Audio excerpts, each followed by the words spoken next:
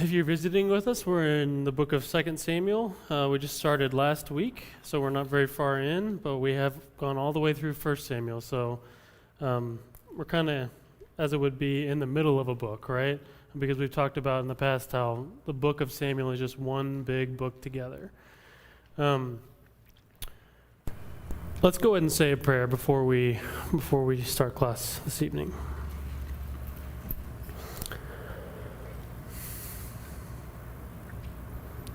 Our good Father in heaven, we thank you so much for your great love for us, your constant care every day, for the forgiveness that you bring our souls. Please bless our study tonight. Help us to see Jesus. Help us to see you in 2 Samuel. Help us to see your heart and help us to take applications that we can use to be better tomorrow. It's in Jesus' good name we pray. Amen. Okay, so we're going to try to cover chapters 2 and 3 tonight. Just a quick review. What happens at the very end of 1 Samuel? What's kind of the last thing that happens? Saul dies, right? Okay. And then at the very beginning, what we talked about last week in 2 Samuel chapter 1, we had David hearing the news. Where does he hear the news from? Who tells him that Saul and Jonathan have died? An Amalekite, right? So it kind of harkens all the way back to 1 Samuel 15 with the story of Saul and the Amalekites. The Amalekite tells him, hey, I actually ended up killing Saul, and whether or not that's true, David says, all right, well, because you killed the Lord's anointed, you're going to die now. And then what does David do after that at the end of chapter 1? He laments for Saul. Yeah, so he has this long poem that or song maybe, that he writes that talks about how much he's going to miss Jonathan, how much he's going to miss Saul, and has this great lamentation. Great. So that's kind of where we leave off at the very end of chapter 1 is Jonathan's dead, Saul's dead, so now what next for David? So let's go ahead and read verses 1 through 11 of chapter 2. After this, David inquired of the Lord, shall I go up into any of the cities of Judah? And the Lord said to him, go up. David said, to which shall I go up? He said, to Hebron. So David went up there, and his 2 wives also, Ahinoam of Jezreel, and Abigail, the widow of Nabal of Carmel. And David brought up his men who were with him, everyone in it with his household, and they lived in the towns of Hebron. And the men of Judah came, and there they anointed David king over the house of Judah. When they told David it was the men of Jabesh-Gilead who buried Saul, David sent messengers to the men of Jabesh-Gilead and said to them, may you be blessed by the Lord, because you showed this loyalty to Saul your Lord and buried him. Now may the Lord show steadfast love and faithfulness to you. And I will do good to you because you have done this thing. Now therefore let your hands be strong and be valiant, for Saul your Lord is dead, and the house of Judah has anointed me king over them. But Abner, the son of Ner, commander of Saul's army, took Ishbosheth, the son of Saul, and brought him over to Mahanaim, and made him king over Gilead and the Asherites and Jezreel and Ephraim and Benjamin and all Israel. Ishbosheth, Saul's son, was 40 years old when he began to reign over Israel, and he reigned 2 years. But the house of Judah followed David. In the time that David was king in Hebron, over the house of Judah was 7 years and 6 months. Okay, what kind of things stand out to you there as being significant to this story, if anything?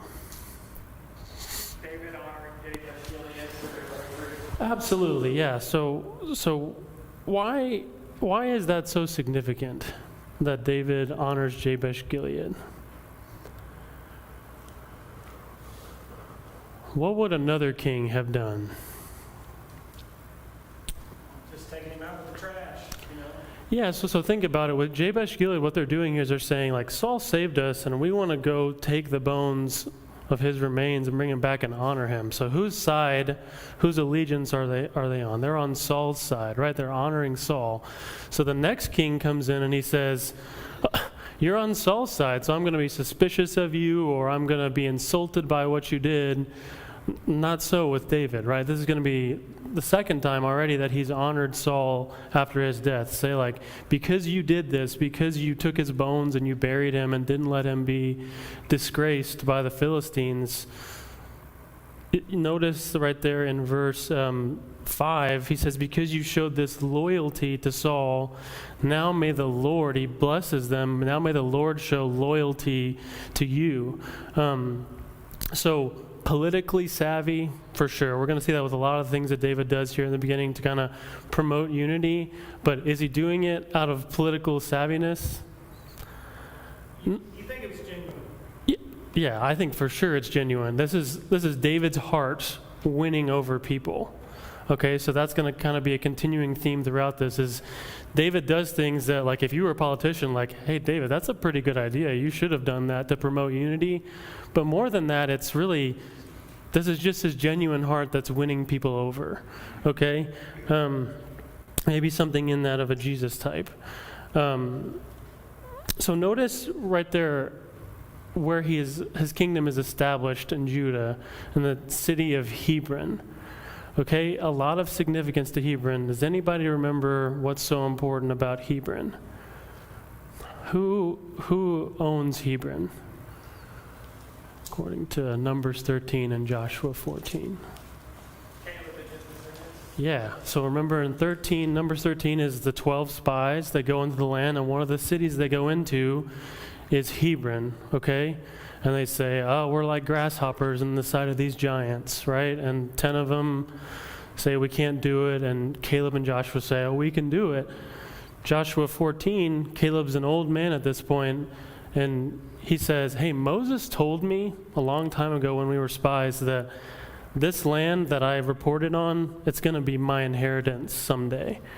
So remember what he says? He's like, I'm just as strong as I was when I was a young man, so if you guys are cool with it, I'm just going to go ahead and go conquer my city.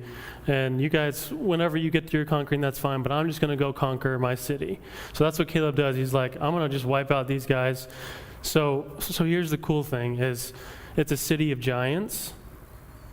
And then Caleb goes and kills the giants. So it becomes a city of giant killers. So then who comes in after that? David, the giant killer. Okay? We're going to see even more significance later on with Hebron in that it's also a city of refuge. Okay, so hold on to that thought, but I just thought that was really cool. The city of giants becomes the city of giant killers. Okay? Like we've already talked about, he blesses the house of Jabesh Gilead for burying Saul. Every other king wouldn't have done that, right? They would have distanced themselves from Saul's allies. He's anointed king over just the house of Judah. So I think I have another point here. Let me skip down one more. What Bible time period is this narrative in? Okay, maybe a little bit after. What do we typically call it in terms of that? So after Judges, we have what? United Kingdom, right? Anybody seeing the United Kingdom here? So typically, what's been in my mind for a long time is Saul reigns for 40 years, and then Saul dies. And then David reigns for 40 years, and then David dies. And then Solomon reigns for 40 years, and then Solomon dies. There's a significant amount of time here where David reigns in Hebron for 7.5 years, where he's not king over Israel, right? So this is a dream that is still not fully realized. God has told him, you're going to reign over all of Israel. But right now, this 7.5 year period, he's still just a king over Judah, and somebody else is ruling Israel. Okay, so when we say United Kingdom, it's a bit of a misnomer in that, like, we're already seeing the cracks in it, right, already, in that there's two kings, but then also we're going to keep seeing cracks all throughout 2 Samuel where it's like this civil war, as it will, this breaking off of the two nations, it feels kind of inevitable. Okay? So Abner, which is who? Remind me who Abner is from 1 Samuel. There's a lot of A names in 1 and 2 Samuel. Sir? Okay, he's general for who? For Saul. And how is he related to Saul? Remember? He's Saul's uncle. Okay?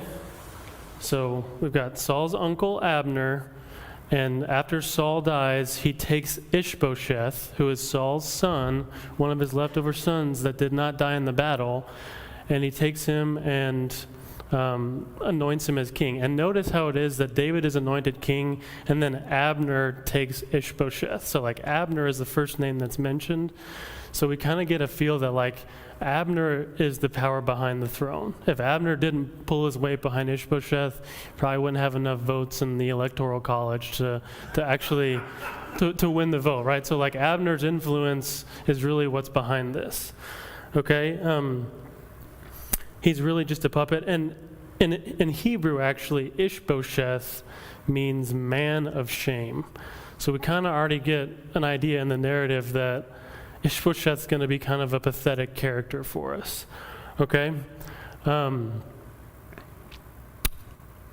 Notice how the two reigns line up. We've got 7 years and 6 months, and we've got 2 years.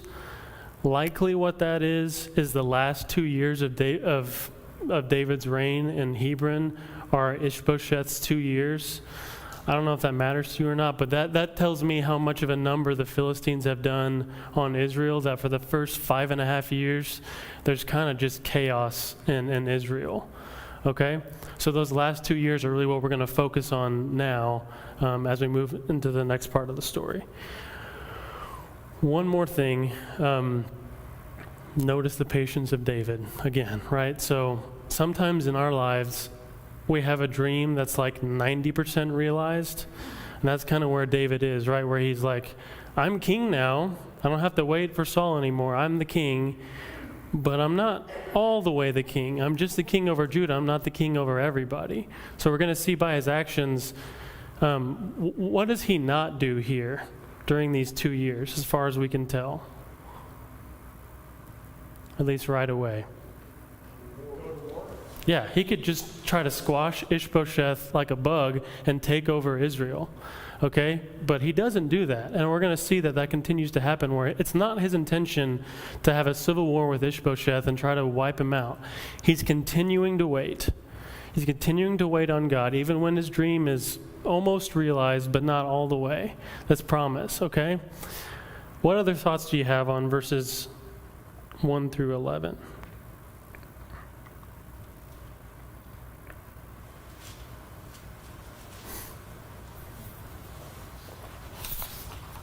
Okay. It's almost like Abner doesn't want to lose his position, to set up his son and his king, so he could maintain his position. Yeah, he definitely, and we're going to see this later in the text, he knows that God has promised David the kingdom. So this is definitely a mistake by him to try to set up Saul's son. But understandably so, right? This is the way it was in that time, where the father dies, who takes the throne? The son, not this random other guy over here that is not related to him. The son takes the throne. So Abner's kind of trying to keep that up. He's also in the family, right, of Saul's uncle. So you can kind of see how he might come to that conclusion. What other thoughts? Okay, let's keep moving then. Verse 12, starting in verse 12. Abner the son of Ner and the servants of Ishbosheth the son of Saul went out from Mahanaim to Gibeon. And Joab the son of Zeruiah and the servants of David went out and met them at the pool of Gibeon. And they sat down, the one on the one side of the pool and the other on the other side of the pool. And Abner said to Joab, "Let the young men arise and compete before us." And Joab said, "Let them arise." Then they arose and passed over by number, 12 for Benjamin and Ishbosheth the son of Saul, and 12 for the servants of David. And each caught his opponent by the head and thrust his sword in his opponent's side, so they fell down together. Therefore that place was called Helkath Hazarim, which is at Gibeon. And the battle was very fierce that day, and Abner and the men of Israel were beaten before the servants of David. So let's just go ahead and stop there. This battle of the 12s, what's going on here? What's the intention behind this battle? Is there an intention behind this battle, you think? It seems like it's like a David and Goliath, where whoever wins gets to be the servant of the other. Okay. So notice that word they use there. Let's see. Let the young men arise and compete before us. So the idea that a misconception I've had in the past, that as I was studying this, it's not the idea of like to the death. I want all the 12 of these guys to fight to the death, and we're going to see who's the stronger army. This is more of an idea of like for sport, like a competition. Okay, so there's a friendly rivalry, not even friendly maybe, but a rivalry going on here to decide like, hey, who's winning this? Yes, sir. I think it's just a show of pride on the two old guys. But they said, well, Yeah. let's just let my best 12 fight your best 12. And we see that a lot. Sure. Yeah, and that certainly could be part of it. But what ends up happening here? They all die. All 24 of them die, right? So what was supposed to start out as a friendly, I keep saying friendly, a little competition to see who's going to be able to have some bragging rights, ends up with like an all-out battle. Okay, so these 24 men fall on each other, they all die, and then it's like, okay, those guys died, now we're going to break out into this big battle. Okay, so that was kind of confusing to me as I was reading through it, so I wanted to clear that up. Thoughts on that? All right, let's keep going. Verse 18. And the three sons of Zeruiah were there. And the three sons of Zeruiah were there, Joab, Abishai, and Asahel. Now Asahel was as swift of foot as a wild gazelle. And Asahel pursued Abner, and as he went, he turned neither to the right hand nor to the left from following Abner. Then Abner looked behind him and said, "Is it you, Asahel?" And he answered, "It is I." Abner said to him, "Turn aside to your right hand or to your left, and seize one of the young men and take his spoil." But Asahel would not turn aside from following him. And Abner said again to Asahel, "Turn aside from following me. Why should I strike you to the ground? How then could I lift up my face to your brother Joab?" But he refused to turn aside. Therefore Abner struck him in the stomach with the butt of his spear, so that the spear came out at his back. And he fell there and died where he was, and all who came to the place where Asahel had fallen and died stood still. But Joab and Abishai pursued Abner. And as the sun was going down, they came to the hill of Ammah, which lies before Giah on the way to the wilderness of Gibeon. And the people of Benjamin gathered themselves together behind Abner and became one group and took their stand on the top of a hill. And Abner called out to Joab, "Shall the sword devour forever? Do you not know that the end will be bitter? How long will it be before you tell your people to turn from the pursuit of their brothers?" And Joab said, "As God lives, if you had not spoken, surely the men would not have given up the pursuit of their brothers until the morning." So Joab blew the trumpet, and all the men stopped and pursued Israel no more, nor did they fight anymore. And Abner and his men went all that night through the Arabah. They crossed the Jordan, and marching the whole morning, they came to Mahanaim. Joab returned from the pursuit of Abner, and when he had gathered all the people together, there were missing from David's servants 19 men besides Asahel. But the servants of David had struck down of Benjamin 360 of Abner's men. And they took Asahel and buried him in the tomb of his father, which was at Bethlehem. And Joab and his men marched all night, and the day broke upon them at Hebron. Okay, so kind of a lot going on there. Who are the main three guys in this story?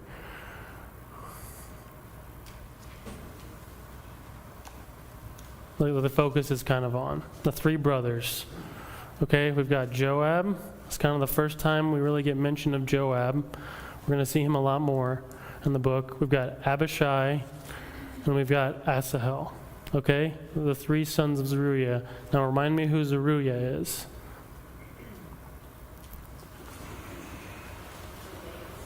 David's sister. Okay? So that makes these guys his nephews. Okay, that's going to be really important the rest of the book, because it's really going to highlight one of David's fatal flaws. So if you don't have that written down in your notes or anything, write it down. The sons of Zeruiah are David's nephews. Okay, and he's going to have a lot of back and forth with them throughout this entire book. All right, even as he does right here.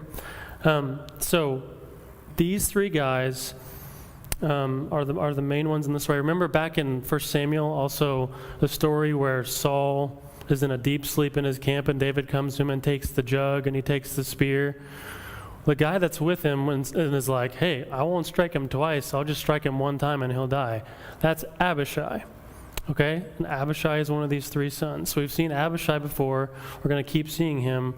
But they're always on, we're going to talk about this more in a little bit, they're kind of like anti-Davids, where they're going to be kind of the devil on David's shoulder saying like, hey, you could shortcut all this and we could just knock this guy out right now. But it's always against David's wishes, okay? So then we have this kind of lengthy narrative of Abner and Asahel. What's the main point that the text is trying to get us to see through that? Why this back and forth exchange between the 2 of them?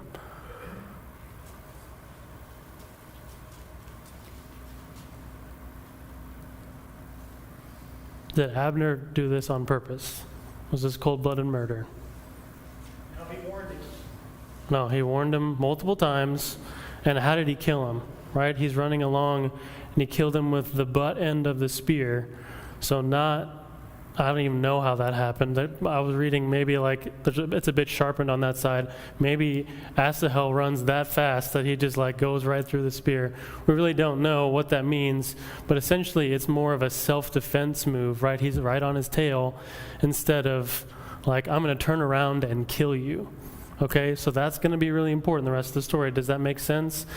The text goes out of its way to say like, this was not Abner's fault. And Abner tried to make peace here, and he didn't really mean to kill Asahel. It was out of self-defense. Does that make sense? I know that's a kind of a small detail, but that's going to be important for the rest of the story. Okay? So who finds out about Asahel's death? His 2 brothers, okay? And we already have gotten a taste of what Abishai is like back in 1 Samuel, but their blood runs real hot, okay, these brothers. And they both are enraged, and everybody comes to the place where Asahel is, and they stop and stand still. And you can just imagine Joab and Abishai finding it and just taking off, screaming bloody murder and running after Abner. Okay, so they keep running. And they chase Abner all night long, and it's this kind of civil war battle between the 2 of them. Abner's on the top of the hill, and he shouts down, and he's like, why are we doing this? It's Israelite versus Israelite here, okay? And then they kind of slink off and go back to their places. But the bad blood is not done there, okay? How many people die on David's side? 18. Yeah, 20 people die, right? 19 and Asahel versus 360 on Benjamin's side or Saul's side. So what does that mean? The Lord has to be with them. Say it again. The Lord has to be with them.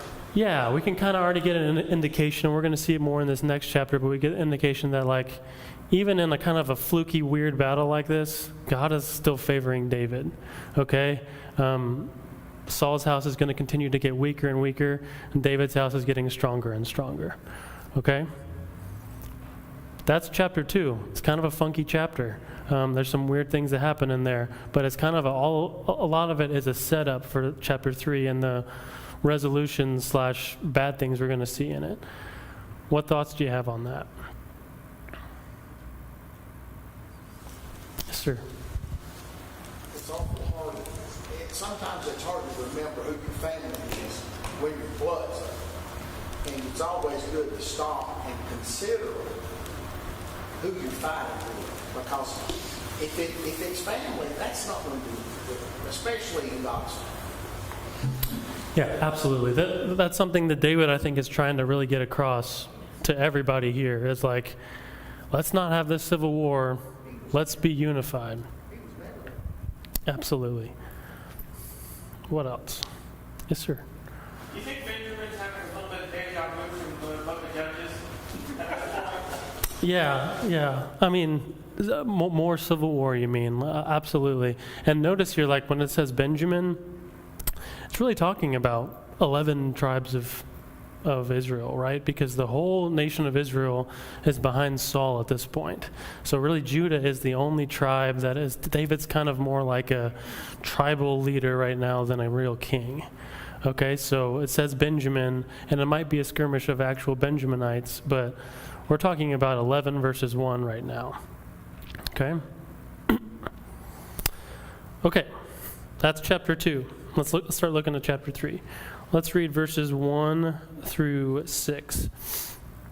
There was a long war between the house of Saul and the house of David. And David grew stronger and stronger, while the house of Saul became weaker and weaker. And sons were born to David at Hebron.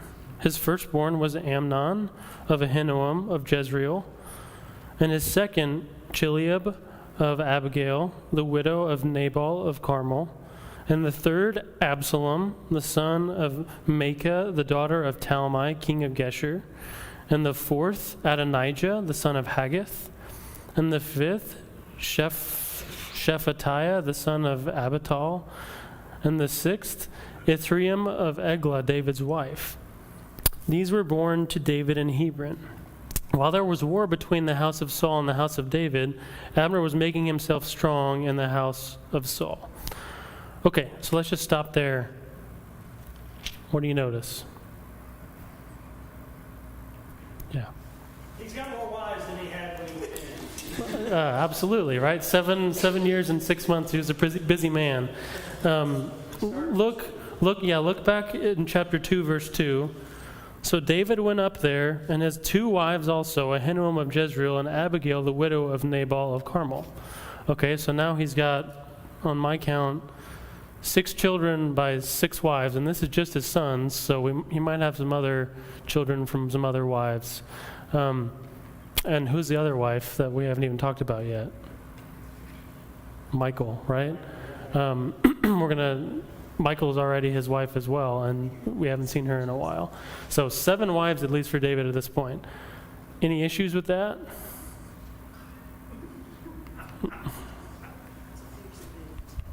see issues when it becomes Solomon when he has them, but it's definitely passed down to his son. Okay, so go look back at Deuteronomy 17. Let's go ahead and take the time to read this. There are things that God says, way back when they're still on the 2 mountains and hearing the rereading of the law. There are things that God says way in advance, saying like, if you have a king, don't do this, don't let him do this, because it will turn out bad for them. Okay, so 17, verse 14. When you come to the land that the Lord your God is giving you, and you possess it and dwell in it, and then say, I will set a king over me like all the nations that are around me. You may indeed set a king over you whom the Lord your God will choose. One from among your brothers you shall set as king over you. You may not put a foreigner over you who is not your brother. Only he must not acquire many horses for himself or cause the people to return to Egypt in order to acquire many horses, since the Lord has said to you, you shall never return that way again. And then look at right here, verse 17. And he shall not acquire many wives for himself, lest his heart turn away, nor shall he acquire for himself excessive silver and gold. So every time we read that, we think about Solomon, right? Like the 300 wives, 700 concubines. Solomon, his heart was turned away. But this is one of David's fatal flaws here, okay? Kind of number 1 that we're going to see tonight. 6 wives in a pretty quick amount of time. And these wives are not just like, hey, I think you're beautiful, let's get married, right? Some of them are strategic alliances, political alliances. And I hope you noticed if you know 2 Samuel pretty well, if we just go down that list of the A's at the beginning, sheesh, we're going to see these guys come up later, and they are going to be trouble because they're going to fight over the throne. It's pretty easy when all of them are firstborns, right? Amnon says, like, I'm the firstborn of my mom, and then the next one says, I'm the firstborn of my mom, and it kind of makes the battle for the throne a little bit more challenging. But remember, Amnon's going to come up later. He has a mess of a time. Chileab, we don't really see much of him. We don't know what happens to him. Maybe he was a good guy. Absalom, Adonijah, all three of those are going to be real problems, real thorns in David's side later on. Okay? So maybe fatal flaw number one for David is women or wives. The fact that he collects so many of them is a problem. Now, on the flip side of that, we also kind of notice how these verses show that David's getting stronger. When you have more kids, your house is getting bigger and bigger, so that's part of what this text is saying as well. But there's a warning in there of, hey, remember Deuteronomy 17? David, don't forget that. He kind of already has forgotten it, okay? And then notice as well, Abner grows stronger in the house of Israel. So not, who would you think would grow stronger in the house of Israel? Yeah, Ishbosheth, right? But it specifically says Abner grows strong in the house. So Abner's going to be the key to all of this. What other thoughts do you have about those first 6 verses? Okay, let's keep going. Starting in verse 7. Now Saul had a concubine whose name was Rizpah, the daughter of, oh boy, didn't practice that one, Aiah. And Ishbosheth said to Abner, "Why have you gone into my father's concubine?" Then Abner was very angry over the words of Ishbosheth and said, "Am I a dog's head of Judah? To this day I keep showing steadfast love to the house of Saul your father, to his brothers and to his friends, and have not given you into the hand of David. And yet you charge me today with a fault concerning a woman? God do so to Abner, and more also, if I do not accomplish for David what the Lord has sworn to him, to transfer the kingdom from the house of Saul and set up the throne of David over Israel and over Judah, from Dan to Beersheba." And Ishbosheth could not answer Abner another word because he feared him. Yeah, Mr. Wayne. Oh, just thinking Dan to Beersheba, that's the whole thing. Sure. That's from north to south. Absolutely. Yeah. Anybody else? What do you think about that? So is Abner saying he's going to deliver Ishbosheth over to David? Is that what he's saying? Yeah, he's saying, because you made this insult against me, I'm going to switch sides, essentially. I'm going over to David's team, and I'm the power behind the throne, so pretty much everybody's coming with me, and you are going to be squashed, okay? Who does Ishbosheth act like in this narrative between the two of them? Where have we seen stuff like this before? What did we study last quarter? He acts a lot like his dad, right? How many times do we see Saul say, like, everybody's against me. I'm paranoid, and I've got my spear in my hand, and no one's my friend, and everybody's talking bad about me behind his back. His son kind of does the same thing here, right? Where he's like, hey, I'm accusing my most revered commander and strongest ally. Did you do this thing with a woman? Like, not a great move. Not a great move. And notice Abner is completely insulted by that. He's like, I've been by your side this whole time, and you're just going to be paranoid like your dad. And then same thing at the very end there, right? In verse 11, Ishbosheth could not answer Abner. How many times do we see that with Saul, where he was so scared, he's speechless? Okay, so like father, like son. What else do you see there?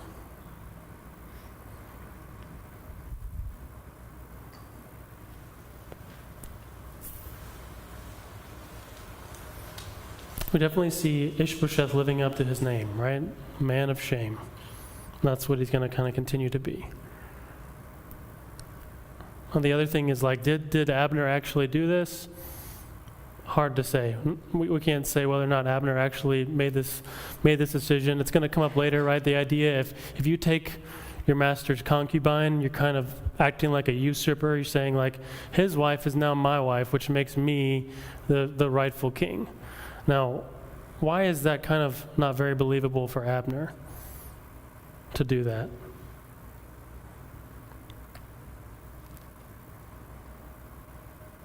Are you asking because he knows David's already with him? Well, Abner is plenty powerful enough to kind of just push Ishbosheth out of the way if he wants to, right? We've already talked about him being the power behind the throne for all of this, so he could just push him out of the way if he wants to. For him to do this kind of subtle thing to take over the throne doesn't seem very likely. Abner seems like a pretty honorable guy to me anyway. Okay? Let's keep going then. Verse 12. And Abner sent messengers to David on his behalf, saying, "To whom does the land belong? Make your covenant with me, and behold, my hand shall be with you to bring over Israel, all Israel to you." And he said, "Good, I will make a covenant with you, but one thing I require of you, that is, you shall not see my face unless you first bring Michal, Saul's daughter, when you come to see my face." Then David sent messengers to Ishbosheth, Saul's son, saying, "Give me my wife, Michal, for whom I paid the bridal price of 100 foreskins of the Philistines." And Ishbosheth sent and took her from her husband Paltiel, the son of Laish. And her husband went with her, weeping after her all the way to Bahurim. Then Abner said to him, "Go return." And he returned. And Abner conferred with the elders of Israel, saying, "For some time past you have been seeking David as king over you. Now then bring it about, for the Lord has promised David, saying, 'By the hand of my servant David I will save my people Israel from the hand of the Philistines, and from the hand of all their enemies.'" Abner also spoke to Benjamin, and then Abner went to tell David at Hebron all that Israel and the whole house of Benjamin thought good to do. Let's go ahead and stop there, okay? So this first story, what is David not right away? Maybe that is a horrible question, but how does he act right away? How would you expect a normal ruler to act? Your biggest, baddest enemy is like, "Actually, I'm switching sides. This guy ticked me off and I want to be on your team now." What would a normal ruler say to that? Suspicious for sure, right? But I think this shows you how desperate David is for unity here. He says, "You want to be on my team? Like, come on over. Small test that you got to accomplish here, but come on over to my side because I'm sick of this war. And I want this country to be united." Okay? I think that speaks to David a little bit. But he asks Abner for Michal. What's the significance behind that? Why do you think? Let me get caught up here. Saul's daughter. That would also help unite the king.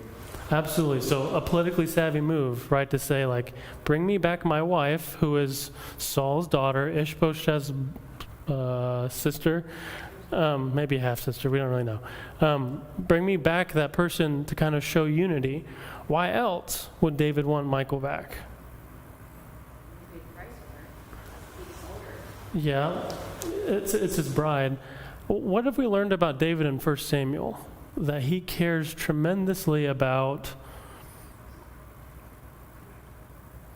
starts with a C, ends with an ovenets.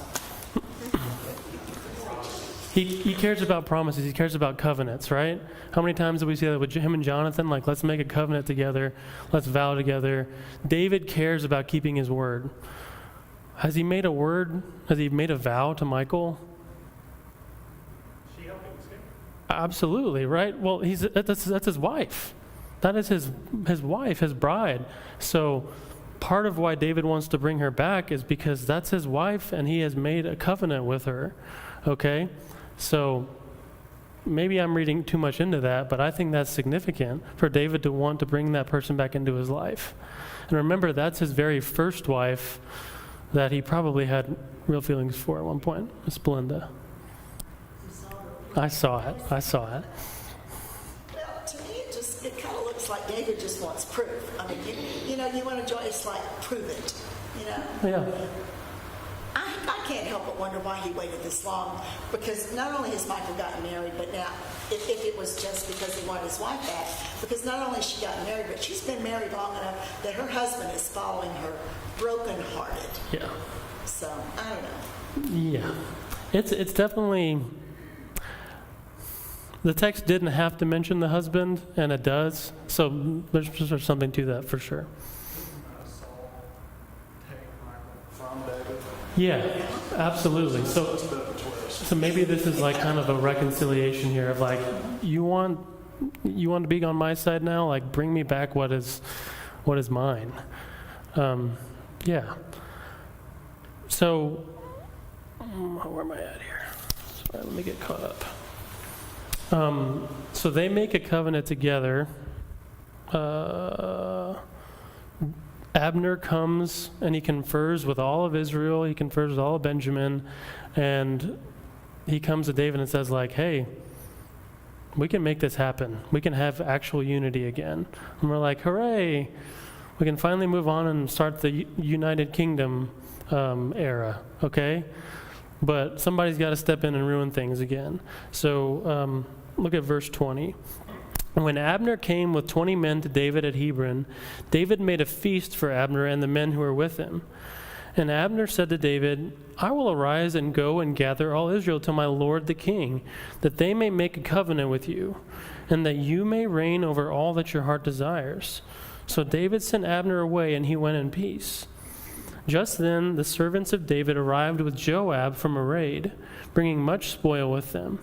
But Abner was not with David at Hebron, for he had sent him away, and he had gone in peace. When Joab and all the army that was with him came, it was told Joab, Abner the son of Ner came to the king, and he has let him go, and he has gone in peace. Then Joab went to the king and said, What have you done? Behold, Abner came to you. Why is it that you have sent him away so that he is gone? You know that Abner the son of Ner came to deceive you, and to know you're going out and you're coming in, and to know all that you are doing. When Joab came out from David's presence, he sent messengers after Abner, and they brought him back from the cistern of Sirah. But David did not know about it. And when Abner returned to Hebron, Joab took him aside in the midst of the gate to speak with him privately. And there he struck him in the stomach, so that he died for the blood of Asahel his brother. Afterward, when David heard of it, he said, I and my kingdom are forever guiltless before the Lord for the blood of Abner the son of Ner. May it fall upon the head of Joab and upon all his father's house, and may the house of Joab never be without one who has a discharge, or who is leprous, or who holds a spindle, or who falls by the sword, or who lacks bread. So Joab and Abishai, his brother, killed Abner because he had put their brother Asahel to death in the battle at Gibeon. Okay, so let me catch up here. Notice Joab's actions here. We talked about the butt of the spear, right? About how he kind of stabs him in the back out of self-defense. It's the complete opposite here. They're standing face to face, and he stabs him in the stomach. So this is cold-blooded murder, okay? Think about that in terms of Hebron being the city of refuge, one of the 7 cities of refuge. Okay, this is supposed to be a place where somebody who kills someone unintentionally could go, and they cannot be touched, all right? But somebody like Joab comes in and kills him anyway because he's upset about his brother's death. Okay? So Joab is undoing everything that David has worked so hard to do. He's kind of like the anti-David, where David wants to make peace and get this thing right with Israel. Joab comes in and lets his feelings get in the way and ruins the whole thing. Okay, so we're going to keep seeing him be an anti-David. Now, David, I want to make sure we get to this. He puts a curse on the house of Joab. What does he not do to Joab? Kill him, yeah. We're going to talk about it in the rest of the book. He doesn't die until the beginning of 1 Kings. Okay, he tells Solomon to kill him later on. So, how does that strike you? Think about the Amalekite at the beginning. Killed the Amalekite right away when he heard about him killing the Lord's anointed. He sees a guy in cold-blooded murder.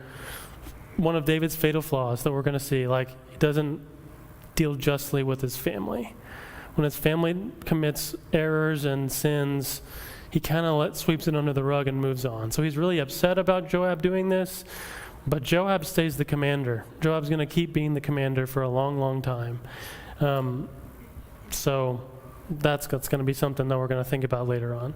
Thank you all.